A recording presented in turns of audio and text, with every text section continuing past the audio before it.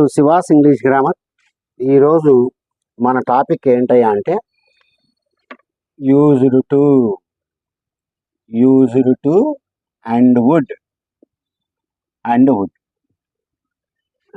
కొద్దిగా advanced topic ఇది.